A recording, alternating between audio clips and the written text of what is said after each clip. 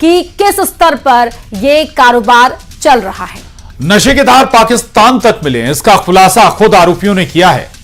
यही नहीं, एमपी से विदेशों में भी ड्रग्स तस्करी होती थी। ड्रग्स तस्करी को लेकर हर दिन नए खुलासे हो रहे हैं। अब प्रशासन भी अलर्ट मोड पर आ गया है। राजधानी भोपाल के इंडस्ट्रियल एरिया में बनी एक एक फैक्ट्री की जांच की जा रही है। साथ ही लुकआउट नोटिस भी जारी किया गया है। वहीं इंदौर में कलेक्टर ने अधिकारियों की हाई लेवल मीटिंग कर फैक्ट्रियों की जांच के लिए टीम बनाई है। साथ ही केमिकल की जांच भी की जा रही है। उधर रतलाम में पुलिस ने अपराधियों की कुंडली तैयार कर ली है। अब ड्रग्स के खिलाफ रतलाम में सख्ती देखने को मिलेगी। ड्रग्स तस्करी पर सबसे बड़ा खुलासा।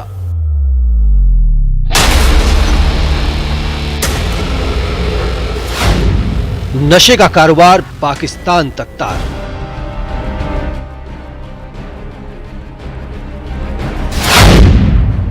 एमपी से बांग्लादेश तक थी सप्लाई चेन।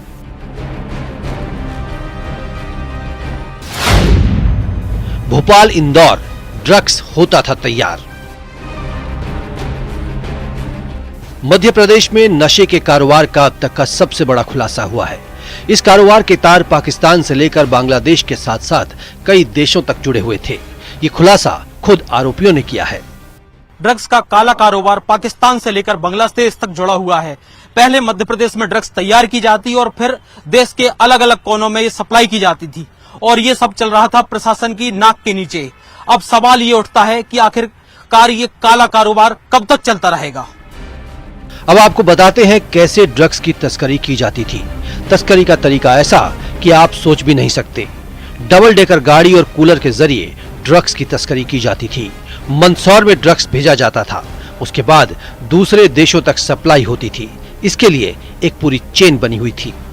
ड्रग्स की एक पूरी चेन थी जिसमें हर किसी का काम बटा हुआ था। कोई केमिकल लाता था तो कोई ड्रग्स को बाजारों तक पहुंचाता था। मंदसौर में हरीश आंजाना तक ड्रग्स को भेजा जाता था। इसके बाद हरीश ड्रग्स की खेप को सोएब लाला तक पहुंचाता था। उसके बाद मास्टरमाइंड मुन्ना पठान ड्रग्स को दूसरे देशों में तस्करी करता था।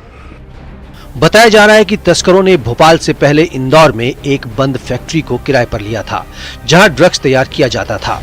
कहा तो ये भी जा रहा है कि ड्रग्स में इस्तेमाल होने वाले केमिकल को मुंबई और गुजरात से मंगाया जाता था। इसके लिए बाकायदा एक एक्सपर्ट रखा गया था। नशा कारोबार का खुलासा होने के बाद भोपाल इंदौर में प्रशासन एक्टिव मोड में है। इंडस्ट्रियल एरिया में बनी एक एक फैक्ट्री की जांच की जा रही है। इंदौर में कलेक्टर ने हाई लेवल मीटिंग कर जांच के लिए एक टीम बनाई है। कुछ ऐसे सब्सटेंसेस रहते हैं जो ज्वलनशील होते हैं, विस्फोटक होते हैं, या फिर कुछ ऐसे भी रसायन रहते हैं जो विष के रूप में भी प्रयोग होते हैं। तो ज़्यादातर ये सभी लाइसेंसिंग के आधार पर ही मिलते हैं। इनका कहीं कोई दुरुपयोग तो नहीं हो रहा है। जिस उद्देश्य के लिए आ रहे हैं उसी उद्देश्य के लिए इनकी पूर्ति हो रही है, उसी मात्रा में आ रहे हैं और जो चीज़ उनसे बननी है वही चीज़ उनसे बनाई जा रही है। इन सारी चीज़ों की तफ्तीश जरूरी है। इसके लिए एक संयुक्त टीम जो है वो बनाई गई है। उधर रतलाम में पुलिस ने 3 करोड़ की ड्रग्स पकड़ी है। अब पुलिस ने 500 से ज्यादा अपराधियों की कुंडली तैयार की है। पुलिस टीम बनाकर कार्रवाई करेगी। नारकोटिक्स ऑफेंडर्स हैं पूरे रतलाम में, उनको हम आइडेंटिफाई कर रहे हैं। अभी तक में हमारे पास जानकारी है 500 से ज़्यादा ऑफेंडर्स की हमने कुंडली जो है अभी नारकोटिक्स की निकाल ली है रतलाम में। और हम जो है त्यौहार के बाद जो है बृहद स्तर पर उन पर कार्रवाई करेंगे।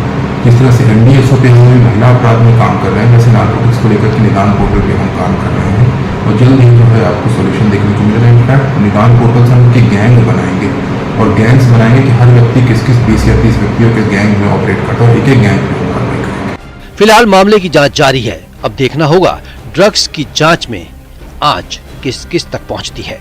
Bureau report, news 18। और भोपाल ड्रग्स मामले में एनसीबी की कार्रवाई के बाद भोपाल पुलिस अब अलर्ट मोड पर आ गई है। जांच के लिए फैक्ट्रियों की लिस्ट तैयार की गई है। बगरोदा इंडस्ट्रियल एरिया की फैक्ट्रियों की जांच के लिए 6 टीमें बनाई गई हैं। टीम में 60 पुलिसकर्मी शामिल हैं और एक एक फैक्ट्री की जांच गहनता से हो रही है। टीम फैक्ट्री के स्टॉक, मालिक, कर्मचारी का डेटा तैयार किया जा रहा है। भोपाल ड्रग्स तस्करों के खिलाफ लुकआउट नोटिस भी जारी किया गया है। ड्रग्स तस्करों के विदेश भागने की आशंका के चलते एनसीबी ने लुकआउट नोटिस जारी किया है और लुकआउट नोटिस के बाद एयरपोर्ट, बंदरगाहों पर एजेंसियां अलर्ट मोड में आ गई हैं। राजस्थान का शोएब लाला अभी भी फरार है और हरीश से पूछताछ में एटीएस एनसीबी को मिले इनपुट के बाद देश की और जांच एजेंसियां भी सक्रिय हो गई हैं। और संपत्ति की रजिस्ट्रेशन में अब एमपी के लोगों को परेशानी का सामना नहीं करना पड़ेगा।